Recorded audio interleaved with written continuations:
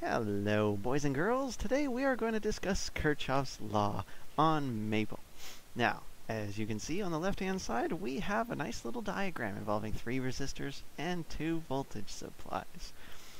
Now, over on the right, we have a maple screen in which we've already done all the math, but I will explain it to you.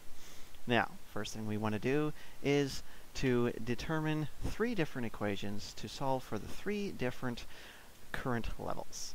Now, on the left, we have a red circle. The arrow indicates which direction the loop is going. Of course, the blue arrows indicate which direction the current is going.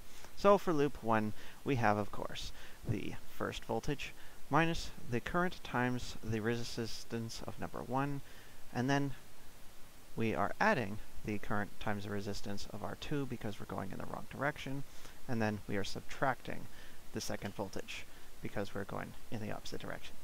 Now for loop 2 is green. Alright, we are going through R2 and R3 in the right direction, so this one's fairly simple. Alright, voltage 2 minus the current times the resistance of R2, and then minus the current and resistance of R3. Now we need a third equation, of course, so that we can define all 3, I1, I2, and I3. So we are taking this little point here at which we know that I3 equals I1 plus I2. Now over here in maple, we have defined these 3, loop 1, loop 2, and loop 3, and then we have solved these with respect to I1, I2, and I3. Now, we are using this semi-complicated formula called solve, alright, and then within the first squirrely brackets, we define the 3 equations we are using. Within the second squirrely brackets, we are defining which variables we wanted to solve for. Right? Now, because maple is complicated and weird, we can't simply pull I1, I2, and I3 out of this, so we've added some stuff to the line to basically bring I1, I2, and I3 out. This RHS stands for right-hand side, and of course the variable inside the brackets there is the defining variable for the solve function.